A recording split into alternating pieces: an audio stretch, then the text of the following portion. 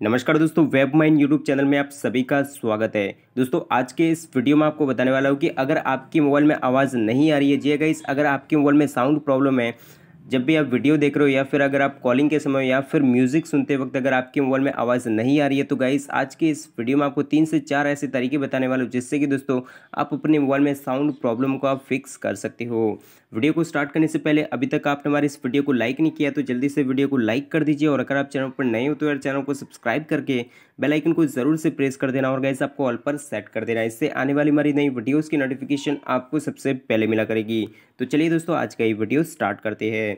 तो गाइस अगर आपके मोबाइल में साउंड प्रॉब्लम आ रही है तो इसके लिए सबसे पहला तरीका ये है कि गाइस आपको अपने मोबाइल में ईयरफोन लगाना है, और गाइस आपको अपने मोबाइल में म्यूजिक प्ले करना है, और प्ले करने के बाद गाइस आपको म्यूजिक को पॉज करना है।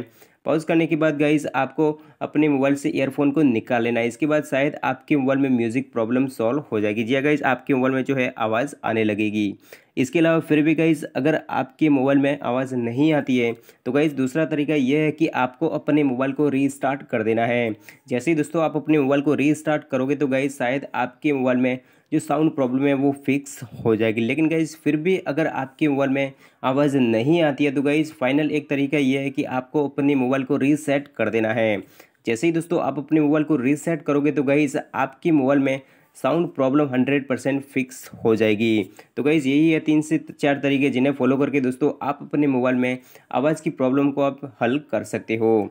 तो गाइज़ कैसा लगा ये वीडियो हमें कमेंट करके ज़रूर बताना। दोस्तों अगर आपको ये वीडियो अच्छा लगा हो तो इस वीडियो को लाइक करें, शेयर करें, और अभी तक आपने हमारे चैनल को सब्सक्राइब नहीं किया तो चैनल को सब्सक्राइब करके बेल आइकन को ज़रूर से प्रेस कर देना।